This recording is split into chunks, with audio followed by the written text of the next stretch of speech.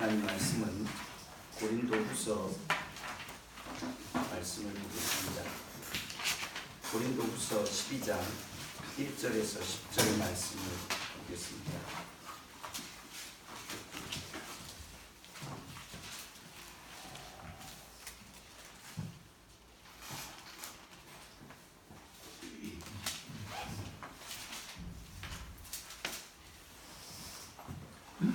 고린도후서 12장 1절에서 10절 말씀입니다. 한 절씩 교독하겠습니다. 무익하나마 내가 부득불 자랑하노니 주의 환상과 계시를 말하리라. 내가 그리스도 안에 있는 한 사람을 아노니 그는 천년전에 세상에 이르러 간 자라. 그가 몸 안에 있었는지 몸 밖에 있었는지 나는 모르거니와 하나님은 아시니라. 내가 이런 사람을 아노니 그가 몸 안에 있었는지 몸 밖에 있었는지 나는 모르거니와 하나님은 아시느니라. 그가 가운데 끌려가서 말로 표현할 수 없는 말을 들었으니 사람이 말이 이르지 못할 말이로다. 내가 이런 사람을 위하여 자랑하겠으나 나를 위하여는 약한 것들 외에 자랑하지 아니하리라. 내가 이 사람보다 알고 어리석은 자가 되지 아니할 것은 내가 참말을 함이라. 그러나 누가 나를 보는 바와 너희에게 듣는 바에 지나치게 참을까 두려워하여 그만두노라. 여러 계시를 받은 것이 지극히 크므로 너무 자만하지 않게 하시려고 내 육체의 가시 곧 사탄의 사자를 주셨으니 이는 나를 쳐서 너무 자만하지 않게 하려 하심이라. 유신이 내게서 떠나가게 하기 위하여 내가 세운 주의 강화하였더니 나에게 이르시기를 내 은혜가 내게 족하도다. 이는 내 능력이 약한 데서 온전하여 짐이라 하신지라. 그러므로 도리어 크게 기뻐함으로 나의 여러 약한 것들에 대하여 자랑하리니 이는 그리스도의 능력이 내게 머물게 하려 함이라. 그러므로 내가 그리스도를 위하여 약한 것들과 능력과 공격과 박해와 공고를 기뻐하니 이는 내가 약한 그때에 강함이라. 10절 말씀까지 보겠습니다. 그리스도 안에 사랑하는 성도 여러분, 오늘 저희들이 읽은 이 고린도후서 12장의 말씀을 가지고 자랑과 약함이라고 하는 제목으로 말씀을 나누도록 하겠습니다. 제가 지난 주간에 한 포럼을 다녀왔습니다. 미래교회 포럼이라고 하는 고신의 목회자들이 모이는 포럼입니다. 원래 주제가 제4차 산업혁명 시대의 목회라고 하는 주제로 새로운 시대, 또 새로운 사람, 4차 산업혁명 시대라고 하는 것을 그 이세돌이라고 하는 바둑 기사를 그렇게 보기 좋게 이긴 그런 알파고와 같은 인공지능 혹은 또 수많은 데이터를 모아서 그것을 가지고서 학습을 하는 그런 빅데이터나 혹은 또 그것들을 자기의 생활 근처에 이렇게 접붙일 수 있는 사물 인터넷과 같은 다양한 그런 요소들이 복합이 되어서 전혀 다른 종류의 사람을 만들어낼 것이다. 그리고 그런 사람들이 모인 사회가 전혀 다른 세상이 될 것이다. 이렇게 예측들을 하고 있습니다. 이런 그 소위 새로운 세계에는 사실은 그 인간이 여러 가지 도구들을 발명해서 꽃갱이를 발명해서 더 많은 생산량을 늘리고 또 기계를 발명하고 전기를 발명함으로써 대량 생산을 해내고 또 컴퓨터를 통해서 더 많은 효율을 올리고 해왔던 것의 연속으로 이해를 합니다. 인간들이 더 강해지기 위해서 더 많은 것들을 생산하고 더 많은 것들을 누리려고 하는 그런 흐름들 속에 또 새로운 시대도 그런 것일 것이다. 이렇게 생각을 하고 있습니다. 그런데 조금 문제가 되는 것은 이 새로운 시대는 기술이나 기계가 로봇이 사람보다 더 감정이 좋고 사람보다 더 친절하고 사람보다 더 능력도 뛰어나고 모든 면에서 사람을 추월할 수 있는 시점이 오게 됐을 때 사람이 무엇이냐라고 하는 질문을 하게 된다는 것이 최대의 관점입니다. 그래서 지금은 기계가 단순 자기 분야에서 바둑이면 바둑, 체스면 체스, 혹은 의사면 의료행위, 또 법이면 법, 판례들을 모으는 것, 혹은 또 조금 있으면 또 알파고 목사님이 생기셔서 저보다 훨씬 더 좋은 설교를, 은혜로운 설교를 할 수도 있는 시대가 올 수도 있다, 이렇게 이야기를 합니다. 그런데 그것이 각각의 분야에서 일어나는 것이 이게 한 인간처럼 융합이 되고 또 그것이 감정선까지도 데이터로 계산해서 이 상황에서 감정선을 표현할 수 있을 정도까지 됐을 때에 그런 종류의 기계를 인간과 어떻게 다룰 것이냐라고 하는 것에 대한 문제를 논의하고 있는 현실입니다. 그래서 그런 점을 그런 시점, 그런 시대, 그런 시간을 특이점이다 이렇게 부르면서 지금 논의들이 활발하게 진행되고 있습니다. 결국은 이제 인간이 강하다라는 것을 이렇게 추구해 온 것이, 그리고 뛰어남이라고 하는 것을 추구하여 온 것을 통해서 이제 거꾸로 자기가 인간이 강한 것을 추구하는 것 이상의 객체가, 그런 로봇이, 그런 어떤 대상이 출현하게 됐을 때 과연 사람이라고 하는 것을 우리가 어떻게 정의해야 되는가, 이런 고민을 빠집니다.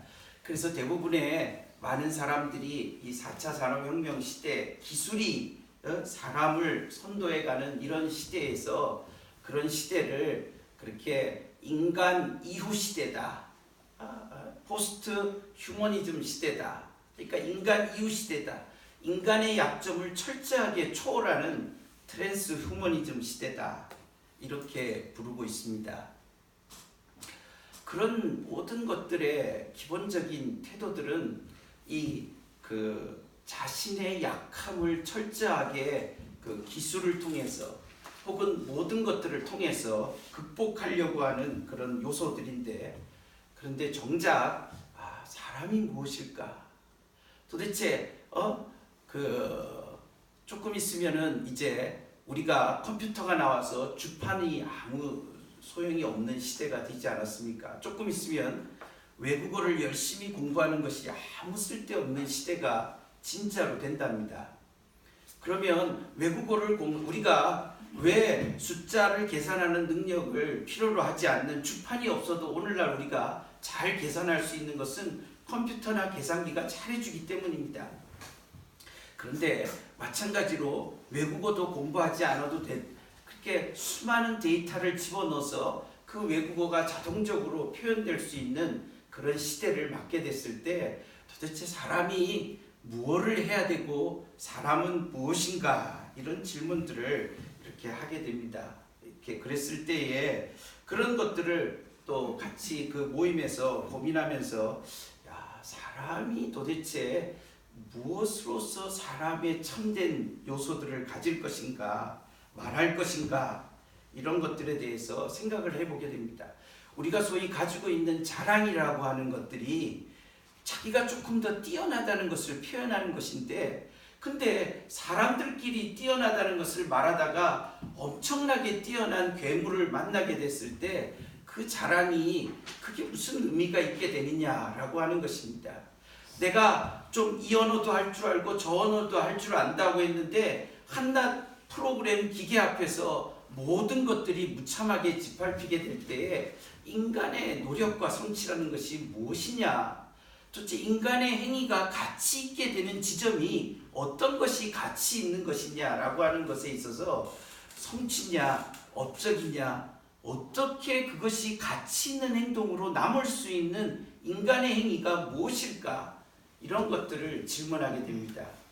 그래서 단순히 이게 기술이 막 발전하고 정말 편리해지고 그런 면도 물론 있죠. 인간이 장애를 가졌을 때 그 장애에 대해서 대치할 수 있는 그런 좋은 것들이 나올 수 있긴 하지만은 그런 가운데서 이 사람이 진정으로 사람다움이라고 하는 것을 표현할 수 있는 그런 모습이, 그런 행위, 그런 모습은 어떤 모습인가 하는 것에 대해서 우리가 성경적으로 이런 시대 앞에서 사람의 참된 모습들을 성경은 무엇이라고 말하는가 진지하게 생각해 보아야 될 그런 시대가 됐다, 이렇게 말할 수 있겠습니다. 그래서 오늘 제가 성경에서 이 사람의 강함을 지향하고 그 강함을 획득했을 때 나타나게 되는 이 자랑이라고 하는 문제에 대하여서 우리가 같이 성경을 통해서 한번 살펴보면서 우리가 땅 위에서 우리의 자랑을 어떤 식으로 이해를 해야 되는가 하는 것에 대해서 같이 한번 말씀을 통해서 보려고 합니다. 바울은 자신의 이 자랑할 만한 경험을 우리가 읽은 본문에서 한 가지를 제시를 하고 있습니다. 12장 1절에 말씀해 보면 무익하나마 내가 부득불 자랑하노니 주의 환상과 계시를 말하리라. 그가 자랑할 만한 한 가지 사실이 있습니다. 그 자랑할 만한 한 가지 사실은 그가 경험한 환상과 계시입니다. 환상이라고 하는 것은 보여진 것입니다. 그래서 눈으로 보는 것이죠. 뭔가 신적인 하늘로부터 우리에게 임한 어떤 놀라운 사실들을 보는 것입니다. 이렇게 보여진 것이고, 계시는 무엇인가를 이해하고 알게 된 것입니다. 알게 된 것이죠. 그런데 이 환상과 계시라고 하는 것이 그 한 덩어리로 엮어져 있다, 이렇게 표현할 수 있겠습니다. 왜냐하면 주의 환상과 계시라고 이렇게 표현을 함으로써 주님이 우리에게 보여준 것, 그 보여준 것을 통해서 그가 깨닫게 된 진리, 이런 것들로 이야기를 할 수가 있겠습니다. 그래서 주의 환상과 계시라고 하는 것은 주님이 자신에게 놀라운 체험을 통하여서 그가 얻게 된 진리의 어떤 부분들을 깨달은 것에 대해서 그는 자랑할 만하다, 이렇게 이야기를 하고 있습니다. 그런데 이런 놀라운 사실들은 우리가 잘 알고 있는 것처럼 3층천에 올라갔다, 이렇게 얘기하는 것입니다. 그가 3층천이라고 하는 것이 어떻게 이해되느냐라고 할 때 이렇게 보통 얘기합니다. 하나님께서 궁창을 만드시고 둘째 날 궁창을 만드시고 나서 궁창 아래의 물과 궁창 위에, 그래서 거기에 보면은 그 궁창을 통해서 첫째 하늘과 둘째 하늘, 궁창 위의 하늘, 이렇게 보통 이야기를 하는데, 창조시에 창조의 제6일에 있었던 이 두 개의 하늘을 뛰어넘는 그 어떤 하나님이 계신 그곳으로서의 개념으로서 3층천이다, 이렇게 보통 설명을 합니다. 그런데 그것은 결국은 3층천이라고 하는 것을 통해서 하나님의 세계를 경험했다, 이렇게 쉽게 이해를 하시면 될 것 같습니다. 그런데 그 3층천에 가서 그가 그 3층천의 광경을 보았을 것이니까 그거를 환상이라고 이렇게 이야기를 합니다. 그리고 나서 거기에서 그가 전달받은 정보가 있다는 것입니다. 그게 계시입니다. 그래서 4절에 보면 이렇게 얘기합니다. 그가 낙원으로 이끌려 가서, 그래서 이 낙원으로 이끌려 감으로 통해서 그는 낙원이라고 하는 그 3층천의 세계를 환상 가운데 보게 된 것이라는 것이죠. 그리고 나서 말로 표현할 수 없는 말을 들었다고 얘기합니다. 이게 계시입니다. 그래서 이 낙원에서 들은 그의 말, 한 어떤 정보, 어떤 진리 같은 것들을 그가 가지게 됐다는 것이죠.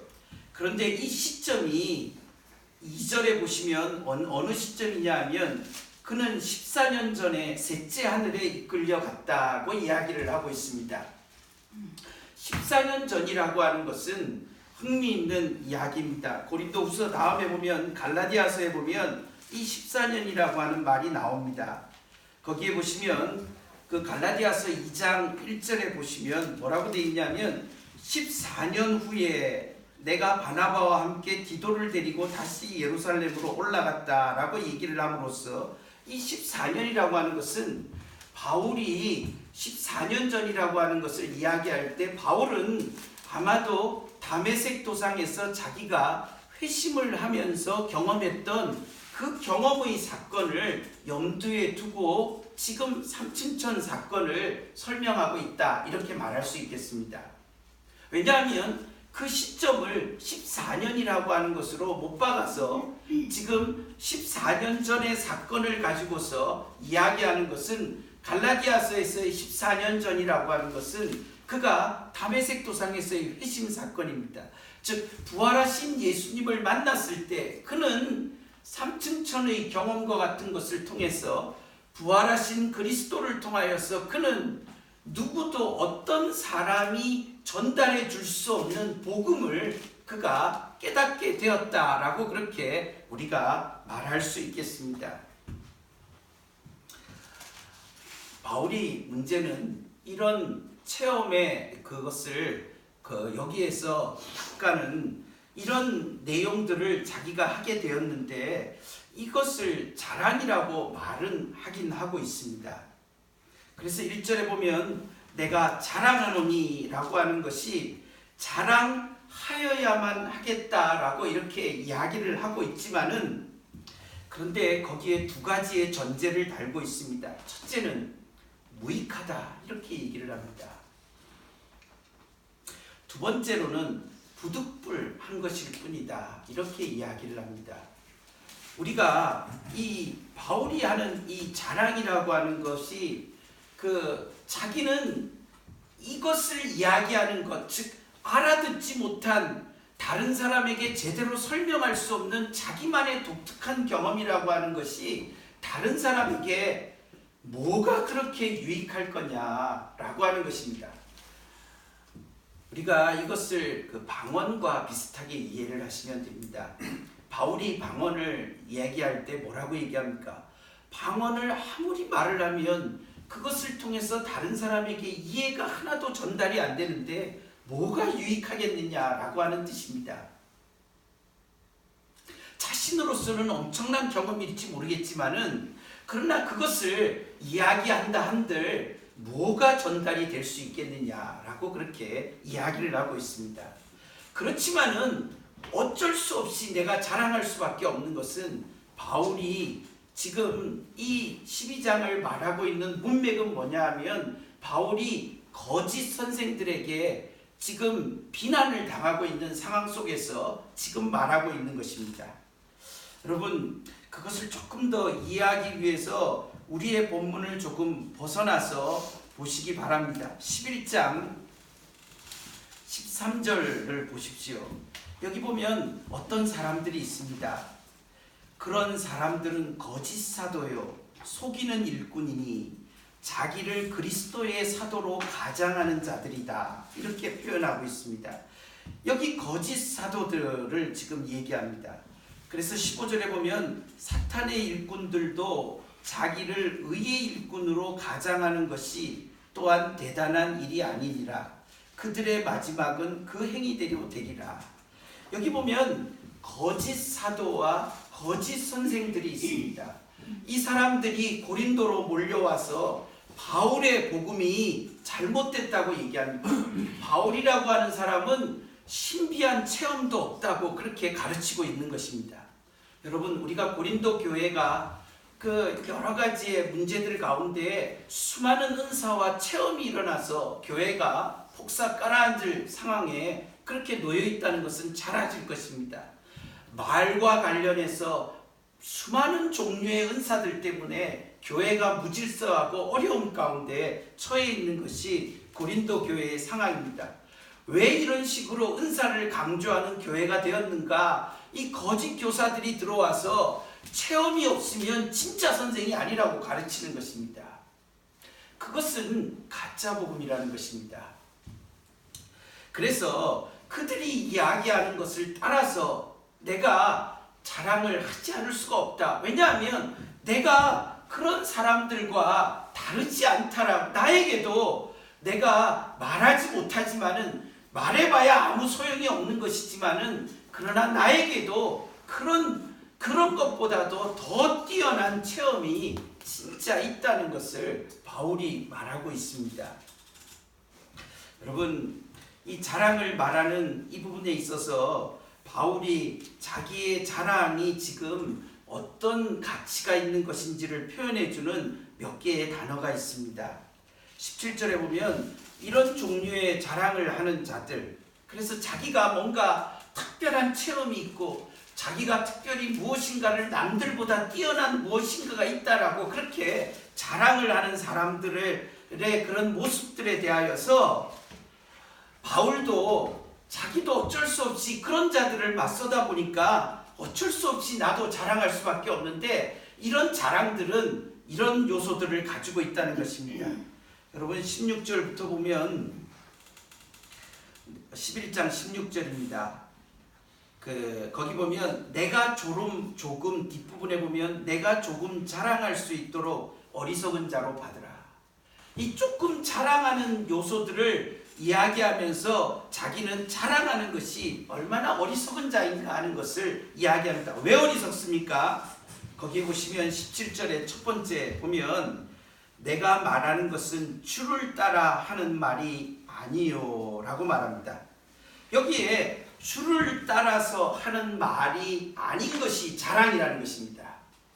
자기를 자랑하는 것, 자기의 어떤 체험을 자랑하는 것, 자기가 무언가를 조금 더 성취했다는 것에 대한 자랑에 빠지는 것은 주를 따라가는 길이 아니라는 것입니다. 그렇기 때문에 그런 자랑을 하는 것이 어리석은 것이다 이렇게 표현을 하고 있습니다.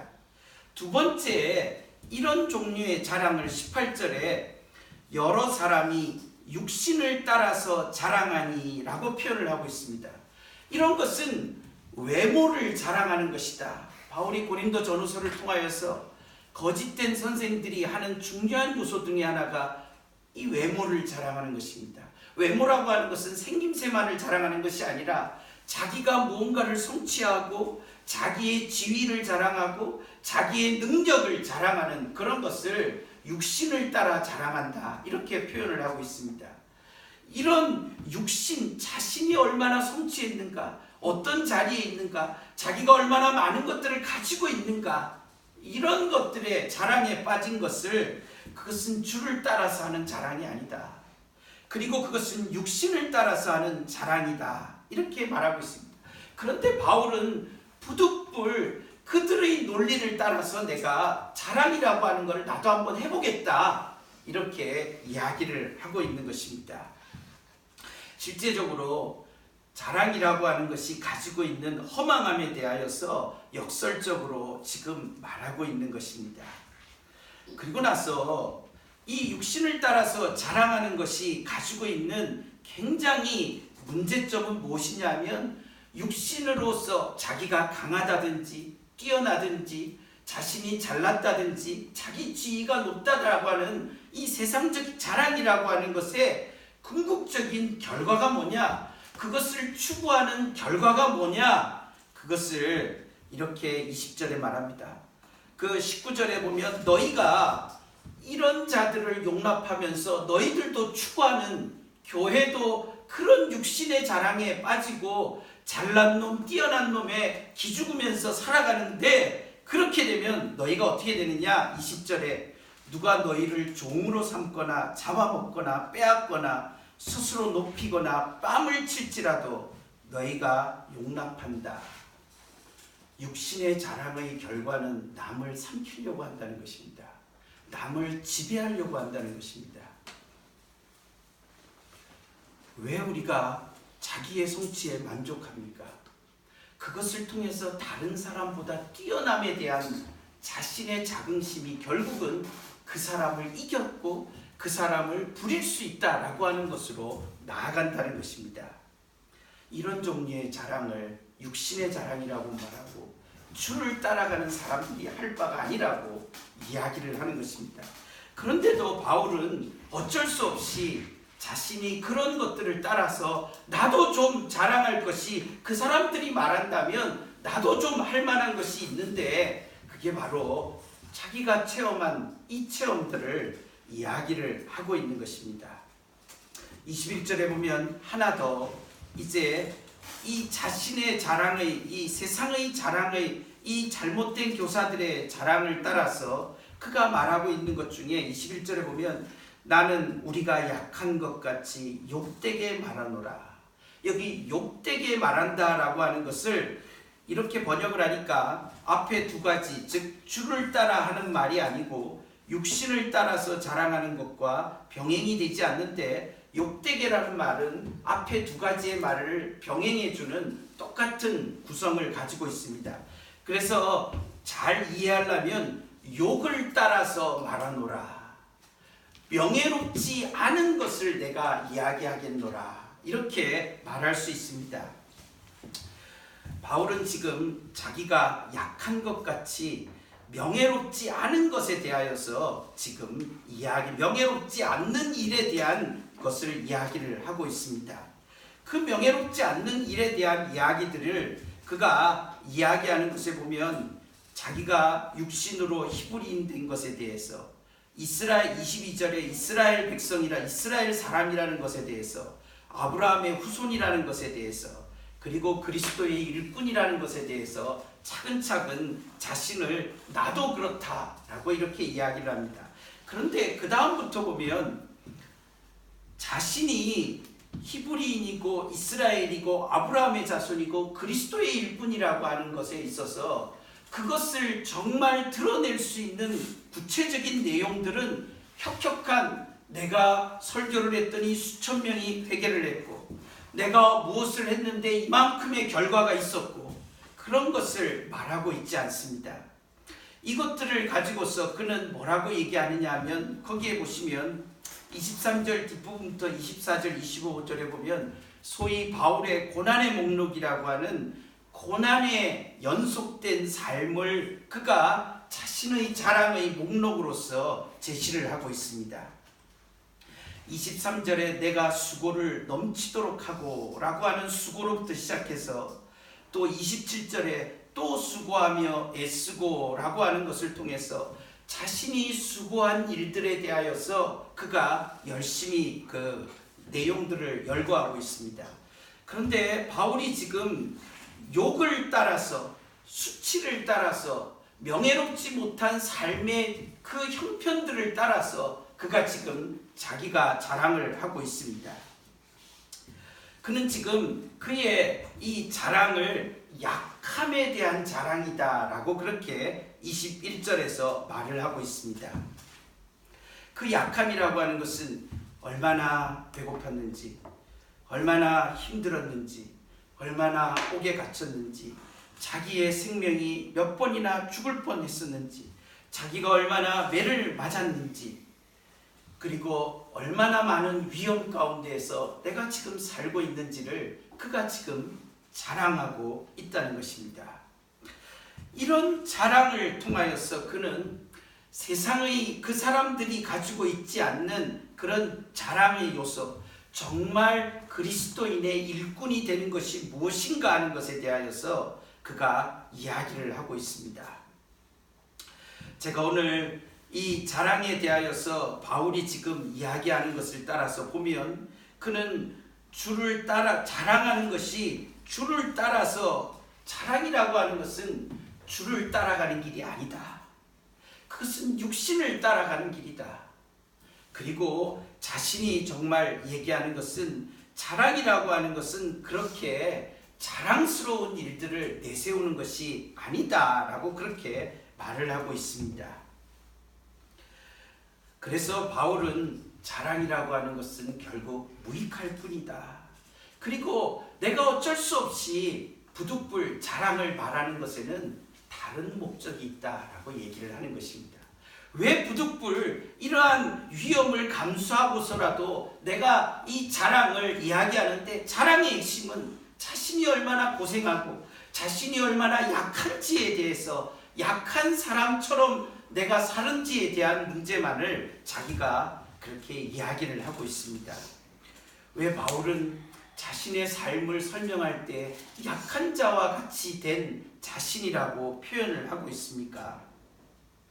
그는 자신이 정말 삼층천에 올라가서 본 환상과 계시라고 하는 놀라운 누구보다도 엄청난 특권을 가진 것이지만은 그러나 그것을 통하여서 그는 다른 사람들이 내가 이 설명하는 것 이상으로 나를 이해하는 것에 대해서 지나치지 않기 위해서 자신은 이 모든 것을 말하는 것을 중단한다고 5절과 6절에서 말하고 있습니다.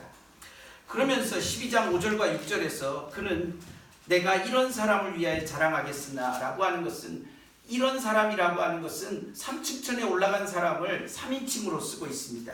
그래서 그라고 하는 얘기를 씀으로써 내가 다른 사람이 그런 경험한 것에 대해서는 자랑하겠지만 나를 위해서는 내가 한 경험이라고 말하는 것은 하고 싶은 마음이 없다라고 얘기를 합니다.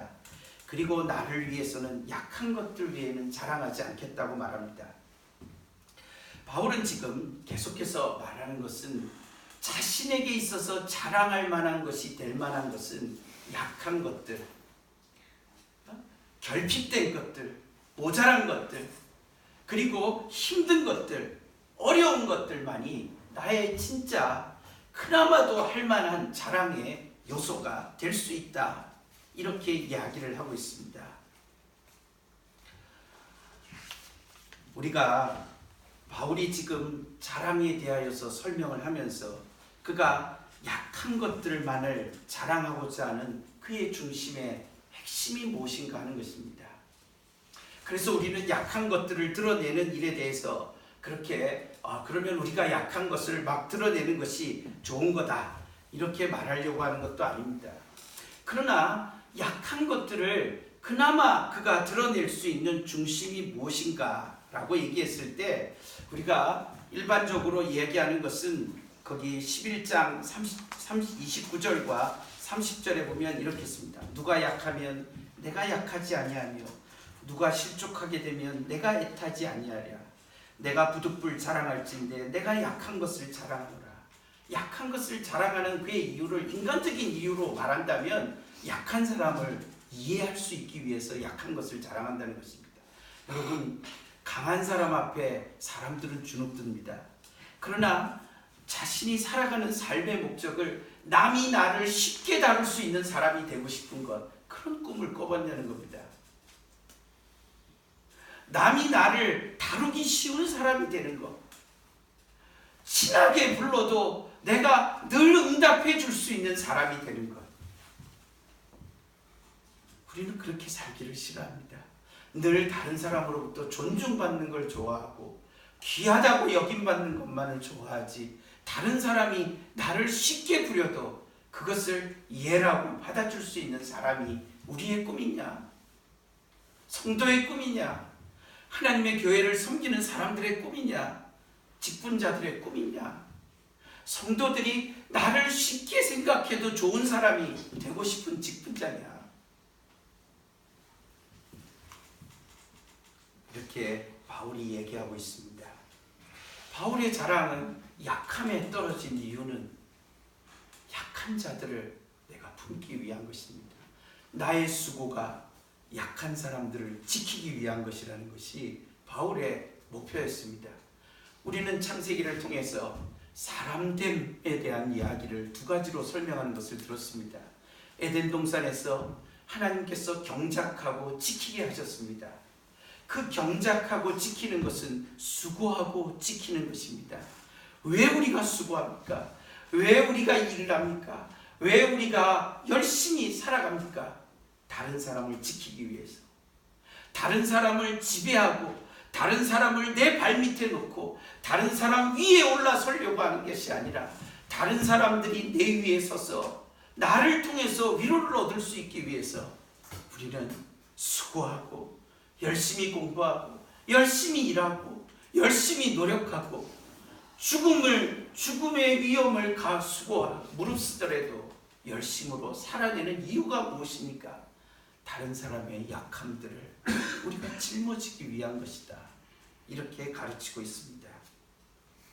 사랑하는 성도 여러분, 이제 그가 진짜 이런 약함들에 대하여서 그가 이 약함을 붙잡고 걸어가는 이유들에 대해서 우리가 조금 더 말씀을 듣고 같이 정리를 해보려고 합니다. 바울은 자신의 약함이라고 하는 것이 어디서부터 왔느냐라고 하는 것을 7절 이하에서 설명을 하고 있습니다. 12장 7절을 보시면 여러 계시를 받는 것이 지극히 크므로 너무 자만하지 않게 하시려고 내 육체에 가시 곧 사탄의 사자를 주셨으니 이는 나를 쳐서 너무 자만하지 않게 하려 함이라. 이것이 내게서 떠나가게 하기 위하여 내가 3번 주께 간구했다고 말하고 있습니다. 바울은 자신이 얻은 놀라운 체험들이 있습니다. 다메섹 도상에서 그가 만난 부활하신 예수 그리스도, 그리고 그를 통해서 주신 복음과 이방인들도 그가 그 복음에 기반해서 이방인들도 믿음으로 말미암아 구원을 얻을 수 있다는 놀라운 내용들을 사람들은 감히 말할 수 없는, 할례를 받아야만 되고 율법을 지켜야만 된다라고 말하는 이 세상 속에서 단지 부활하신 예수 그리스도를 믿기만 하면 구원을 얻을 수 있다는 이 가히 말할 수 없는 복음의 내용들을 그가 가지고서 있었지만은, 그러나 그와 동시에 그는 육체의 가시를 가지게 되었다라고 말하고 있습니다. 이 육체의 가시를 사탄의 사자라고 설명하고 있습니다. 그런데 사탄의 사자, 곧 육체의 가시라고 하는 것이 우리들이 땅 위에서 가지고 있는 이 엄청난 경험과 체험들이라고 하는 것이 그것과 동시에 우리에게 주어진 약함이라고 하는 문제가 본질적으로 함께 주어지게 된다는 말을 사탄의 사자라고 표현하고 있습니다. 육체의 가시라고 하는 것에 대한 해석은 많습니다. 그의 알력이 좋지 않은, 너무 엄청난 광경을 본 그의 눈에 시력에 문제가 있다라고 말하기도 합니다. 그가 위장병을 많이 앓고 있었다는 말을 우리가 생각해 볼 수도 있습니다. 그리고 그는 말에 대한 능함치 없는 어눌한 말을 한다고도 생각해 볼 수 있고, 수많은 얘기들이 있지만 다 정확하지는 않고 많은 사람들은 육체의 질병을 가졌을 것이라고 크게 이야기합니다. 무엇인지 모르지만 그는 구체적으로 자신의 삶에 육체라고 하는 것이 그렇게 온전하게 되지 못한 요소들이 있다라고 하는 것을 경험하게 된 것입니다. 그런 육체의 약함 앞에서 그것이 사탄의 사자가 되는 것은 자신감이 없어지는 것입니다. 장애 아들이 혹은 장애를 가진 사람들이, 무언가 부족한 사람들이, 무언가 성취를 이루지 못한 사람들은 다른 사람 앞에 떳떳하지 못합니다. 그렇지 않습니까? 직장을 가지지 못한 청년들이 다른 사람 앞에서, 가족들 앞에서 떳떳할 리가 없습니다. 그것은 그 약함이라고 하는 것이 그 사람에게 준동해서 부정적으로 역할을 하는 것이죠. 반대로 성취를 하면 오만하고 자만해지는 것에 대해서 여전히 사탄의 가시가 될 수도 있습니다. 말하고자 하는 것은 그것입니다. 엄청난 것들이 주어진 그런, 내가 복음을 가진 사도로서의 엄청난 체험들을 가졌지만은 그것과 동시에 그에게 그 자신을 스스로가 설명할 수 없을 만큼의 약함들이 동시에 주어져 있는 것이 인간이다라고 그렇게 바울은 이야기를 하고 있습니다. 그럼으로써 사람들은 이 약함 때문에 자기를 의지하지 않고 자만하지 않고 자기만으로 살아가는 삶에 대해서 생각하지 않도록 하기 위한 것이다 라고 말하고 있습니다. 이것을 벗어나기 위해서 3번 주께 간구했다는 말은 겟세마네 동산에서 예수님이 3번 기도한 것처럼 이 죽음을 떠나서 자신이 메시아로서 할 수 있는 일들을 찾기를 원했지만은, 그러나 그 3번은 거절되었고 그는 십자가의 길을 갈 수밖에 없습니다. 우리는 약함이라고 하는 것에 대해서 우리의 약함이라고 하는 것이 하나님의 은혜를 담는 엄청나게 큰 그릇의 결과다라고 하는 것을 이해할 필요가 있습니다. 9절에 이렇게 말합니다. 나에게 이르기를 내 은혜가 내게 족하도다. 이는 내 능력이 약한 데서 온전하여짐이라 하신지라. 여러분, 내 은혜가 족하다라고 하는 것은 이 약함이라고 하는 것이 이 우리로 하여금 사탄의 사자가 돼서 나를 쓰러뜨리고 좌절시키고 나의 과거가, 나의 부족한 삶이, 나가 능력이 없는 것이, 내가 좀 성취하지 못한 것이 나를 좌절시킬 수 있는 것이 아니라 나를 살릴 수 있는 진정한 힘은 은혜다라고 하는 것을 말해주고 있습니다. 바울은 내 능력이 약한 데서 온전하여짐이다 라고 하는 하나님의 음성을 그가 기도 가운데에서 듣게 됩니다. 나의 능력, 이 나의 능력이 무슨 능력입니까? 우리는 약함을 자랑하는 바울의 진짜 동력을 이 내 능력이라고 하는 말에서 우리가 듣게 됩니다. 13장 4절을 보십시오. 여기에 보시면은 바울은 자신의 약함만을 말하고 있지 않습니다. 13장 4절을 우리 같이 한번 읽어보겠습니다. 그리스도께서 약하심으로 십자가에 못 박히셨으나 하나님의 능력으로 살아계시니 우리도 그 안에서 약하나 너희에게 대하여 하나님의 능력으로 그와 함께 살리라. 성도 여러분, 바울은 왜 자신의 약함을 자랑했습니까? 그리스도께서도 약하심을 통해서 죽으셨다는 것입니다. 약함을 통해서 그가 죽으셨지만은, 그러나 그가 죽기까지 복종하셨을 때 그에게는 하나님의 능력, 내 능력이라고 하는 것이 비로소 그리스도를 진짜 그리스도되게 만들어 주셨다는 것입니다. 우리는 예수님의 복음서에서의 사역을 통해서 질병을 고치시는 예수님, 많은 사람들을 먹이시는 예수님, 바다 위를 걸어가시는 능력의 예수님을 통해서 우리의 구원을 걸지 않습니다. 우리의 구원은 그의 약해지신 십자가에서 못 박혀 죽으신, 죽음을 당하신 예수 그리스도의 우리의 구원을 걸게 되는 것입니다. 왜 그렇습니까? 그의 죽으심이 하나님의 능력의 나타나심을 통해서 죄와 모든 어두운 권세들을 이기는 부활의 능력으로 다가오기 때문인 것입니다. 성도 여러분, 우리는 9절로 돌아와서 바울이 내 능력이 약한 데서 온전하여짐이다 라고 얘기했을 때 주님이 말씀하십니다. 하나님의 능력이 약한 데서 온전해지기 때문이다 라고 말하고 있습니다. 너의 약함은 나의 은혜다 라고 이야기를 하는 것입니다. 우리에게는 이런 이해가 필요합니다. 내 약함을 내가 다 가려야 되고, 내 약함이 다 없어져야 될 그 시점에 내가 무엇인가를 할 수 있는 사람이 된다라고 하는 것, 그것은 자신이 사탄의 사자로서 살아가고 있는 증거인 것입니다. 우리의 약함 속에 비춰지는 하나님의 능력, 그것이 우리를 새로운 피조물로 만들 수 있다는 것입니다. 우리를 날마다 새로운 하나님의 사람으로 만들어낼 수 있다는 것입니다. 그래서 10절에 이렇게 말합니다. 그러므로 내가 그리스도를 위하여 약한 것들과 능력과 궁핍과 박해와 공고를 기뻐하노니 이는 내가 약한 그때의 강함이라고 말씀하고 있습니다. 약한 사람이, 많은 것을 가지지 않은 사람이, 많은 성취를 하지 않은 사람들이, 무식하게 보이는 사람들이 그 속에서 진짜 하나님의 능력들이 나타나는 은혜의 자리들을 가지고 있다, 이렇게 가르치고 있습니다.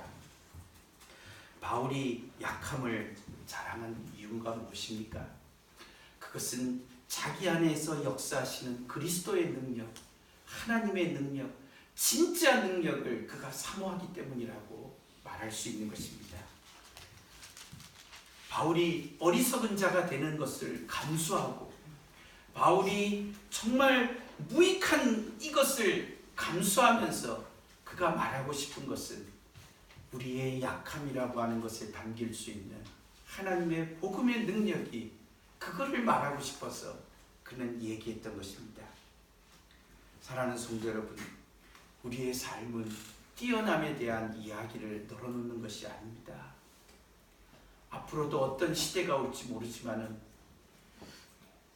여전히 경쟁하는 시대가 됩니다. 어떻게 알 수 있냐면 바둑을 뜨는데 인공지능들이 바둑을 떠서 어떤 놈은 집니다. 그것은 뭘 말하냐면 아무리 많은 것들을 가지고 강함을 가지고 추구하더라도 끝없이 있는 경쟁에서 누구는 지고 누구는 좌절하고 누구는 그 약함 때문에 눈물을 흘린다는 것입니다. 그럴 때 나의 약함이라고 하는 자리가 하나님의 은혜가 담기는 자리인 것을 아는 사람들은, 그리고 그 약함이라고 하는 것을 부둥켜 안고 다른 사람을 이해하고 살아가려고 하는 사람들에게 하나님의 복음의 역사들은 계속된다고 우리에게 가르치고 있습니다. 사랑하는 성도 여러분, 우리가 약할 그때에 우리의 약함이 진정한 우리의 자랑이 될 때에 복음의 참된 힘이 우리를 사로잡고 우리가 하나님의 사람으로 굳게 설 수 있다는 것을 우리가 잊지 않아야 되겠습니다. 우리 말씀을 오늘 우리 권사님들 임직